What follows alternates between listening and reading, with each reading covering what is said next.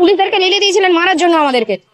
আজকে উনি কিসের জন্য এত জনদরদি হয়ে উঠে এসছেন কি বলতে? আর এসে তো ছিলেন নিজের বক্তৃতা দিতে। আমাদের একটা কথা শুনেছে, আইনের কথা। আইনের কথা কোন আইনটা আপনি মেনেছেন যে আমাদেরকে বলছেন আইনের কথা মানতে? বিরোধীদের চক্রান্ত, বিরোধীদেরকে আজকে এই অস্ত্রটা তুলে দিয়েছে কে? প্যানেলে যদি এত করাপশন না থাকতো তাহলে কি বিরোধীরা আজকে এরকম ভাবে আক্রমণ করার সুযোগ পেত? কিসের জন্য ফ্রি সার্ভিস এখানে? উনি কেন বলতে চাইছেন যে কেন ভলান্টিয়ারি করবো? কি আমরা এখানে ফ্রিতে সার্ভিস দিতে এসেছি? প্রত্যেক দিন এই যে 6 ঘন্টা করে পড়াই এবং এই পড়ানোর জন্য এত বছর যে পরিশ্রমটা করেছি সেটা ফ্রিতে দেওয়ার জন্য? আর বাচ্চাদেরকে গিয়ে পড়ানোর জন্য স্কুলে কেন পড়াবো? তাহলে আপনি টিউশন পড়ান, আমি টিউশন পড়িয়ে দিচ্ছি। স্কুলে গিয়ে পড়ানোর কি দরকার আছে? ওই বাচ্চাকে আমি সব বাচ্চাকে বলবো স্কুল ছেড়ে চলে আসো টিউশন পড়তে আমার কাছে। ফ্রিতে কোনো সার্ভিস নেই। আর সবচেয়ে বড় ব্যাপার, এত বছর খাটানোর পরে, এত বছর এই জায়গায় পৌঁছানোর পরে যদি বলেন ফ্রিতে সার্ভিস দিতে, আপনি পুলিশে দিয়েছেন ভলেন্টারি, আপনি নার্সিং এও দিতে চেয়েছিলেন, পারেননি। এখন আপনি এসছেন বলতে চাই যে ভলেন্টিয়ারি সার্ভিস দিতে, মানে টিচারও ভলেন্টিয়ার হবে 26-এর ভোট অনুযায়ী। 26-এর ভোটের আগে আমরা সব ভলেন্টিয়ার সার্ভিস দেবো, তারপরে আপনি বলবেন আপনি আমাদেরকে চিনিও না, তোমরা যাও, টাটা বাই বাই।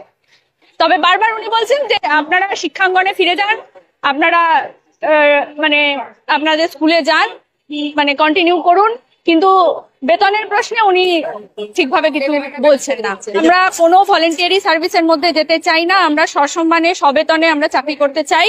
এবং এইসব চাল কি আমরা বুঝি না? আজ 5 বছর ধরে আমাদের এই গত বছর যখন চাকরি গেল, গত বছরও তো আমরা সেম ভাবে রাস্তায় নেমে চিৎকার করেছিলাম, ওনার সঙ্গে কতবার দেখা করার চেষ্টা করেছিলাম। ওপর থেকে অর্ডার আছে, ওপরটা কি আমরা এটাও জানতে চাই, কোন ওপর থেকে আছে? যে ওপর তার উপরেও কোনো ওপর আছে? কোনো কাজে আমরা খুশি নই।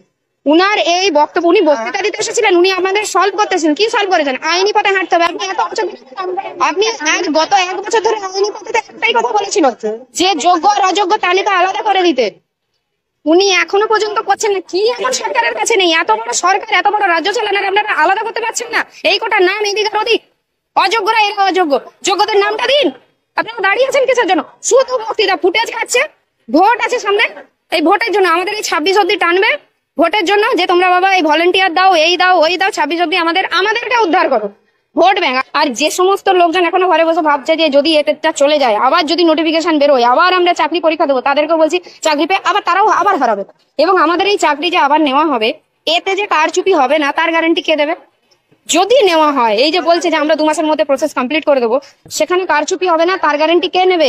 উনি তো মুখে বলে দেবেন, গ্যারান্টি দিয়ে দেখেন যে কোনো কারচুপি হলে তাদেরকে জেলে ভরার দায়িত্ব আমার, উনি লিখে দেখেন। এই যে এত বড় দুর্নীতি হলো সেই নিয়ে আজকে কিছু বললেন না। কি বলবো? দুর্নীতি নিয়ে কাকে বলবো?